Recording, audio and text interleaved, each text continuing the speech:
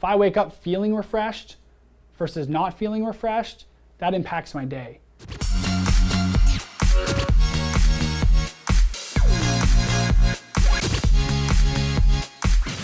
Here's our lovely little graphic on the fact that, you know, white light is not actually white, but we have the different wavelengths, different colors. And so it's this range here of blue. It's like the 460 to 480, I believe it is the specific wavelength of light they found is what stimulates the brain to produce cortisol, blunting melatonin production. So we want to use blue light blocking glasses, also blue light technology on your phone, your computer, all that kind of stuff. A lot of the computers and phones are now coming with it.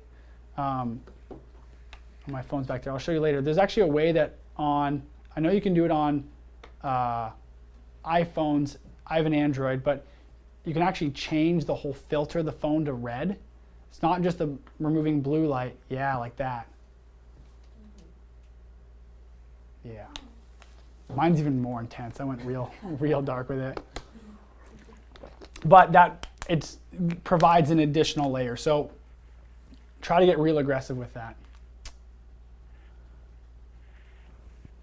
So what happens if we have a situation where patients read a book versus use an electronic reader? So study that's trying to look at what is the impact of light on our melatonin production, also on our perceived sleep latency, or sorry, that was measured sleep latency, but also on perceived sleepiness and things like that.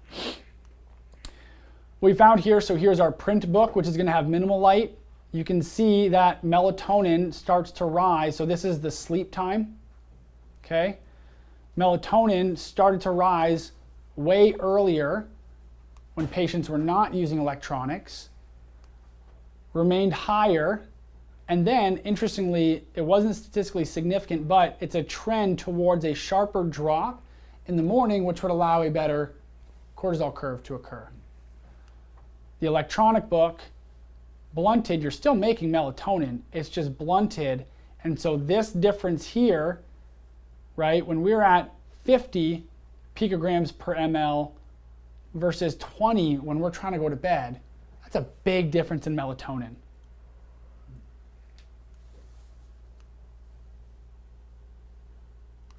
Basically, I'll say the same thing. Worse sleep latency, which sleep latency is a measure of how long it actually takes you to get to sleep.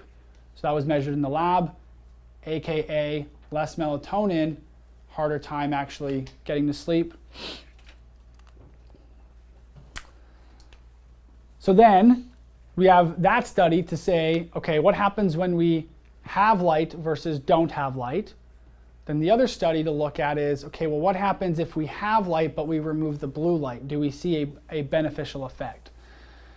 So here they had patients this was a crossover trial I'm glad they didn't call it blinded, because you can clearly tell when you're wearing clear versus amber glasses.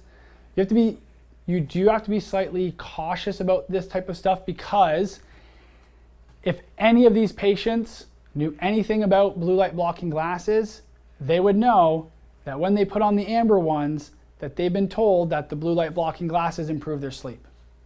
So you have to consider that when looking at this data, but not throw out the data because of the potential of that, okay? So what they found was that an improvement in subjective sleep quality, in subjective sleep soundness, and increase in the objective total sleep time. So not everything improved, and this was only, if I recall correctly, it was 4 days. These are the glasses for 4 days, okay? So one, probably not long enough to really start to see big differences between the stuff. What happened if it was a month, right? Or even 2 weeks?